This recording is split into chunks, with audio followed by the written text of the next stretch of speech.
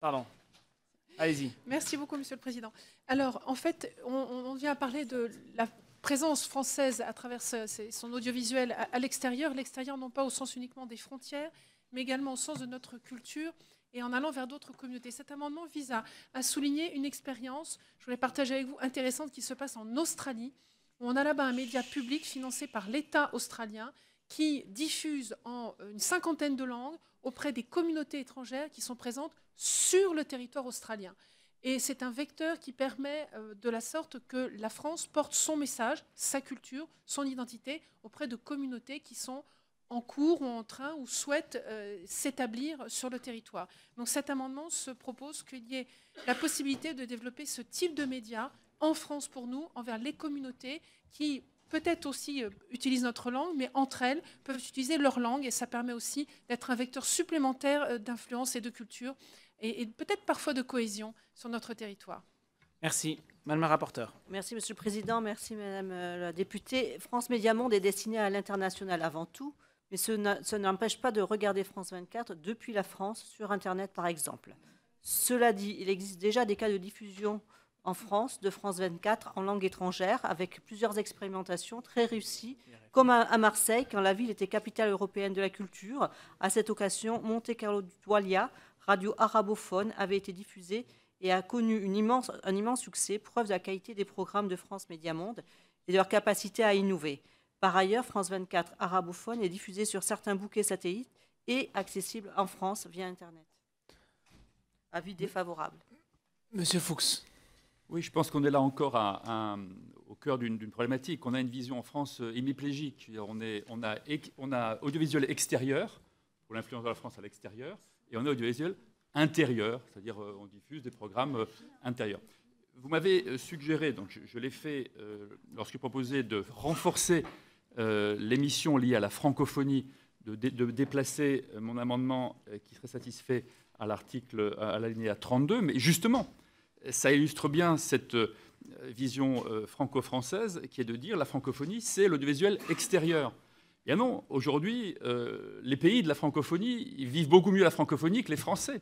Rien n'est fait en France pour porter cette idée de francophonie. Et l'amendement que je portais était justement bien placé à l'alinéa 21 ou 22 et pas au 32.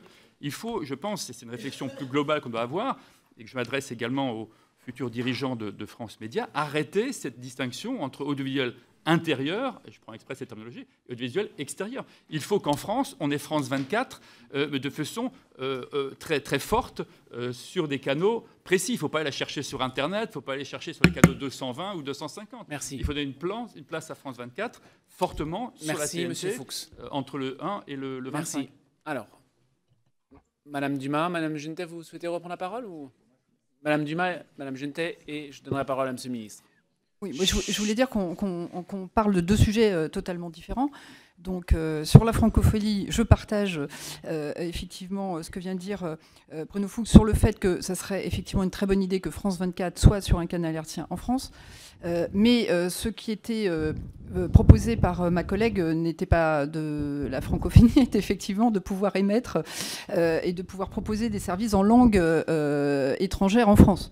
Donc moi je pense que c'est quelque chose d'assez intéressant, et ça serait intéressant de savoir effectivement quelle est la réponse, non pas effectivement que vient de faire la rapporteure, parce que on d'aller trouver vaguement des langues étrangères sur Internet ou autre, on y arrivera toujours, mais là c'est une volonté vraiment politique de diffuser en langue étrangère pour la cohésion nationale, c'est intéressant. Madame Genetet.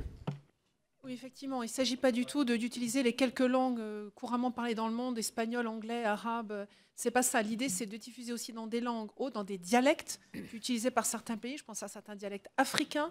Et si je prends, par exemple, certaines régions du Sahel, eh bien, avoir un média qui émette dans une langue peul en France, sur le territoire français, pour pouvoir accrocher à soi des gens qui, sinon, vont dériver vers des contenus d'information qui ne sont pas forcément en phase avec nos valeurs, c'est ça que je voulais souligner. Monsieur le ministre. Je crois que France Média Monde est diffusée en 17 langues. Donc, on ne va pas prendre 17 canaux de télévision linéaire pour diffuser les 17 langues de France Média Monde.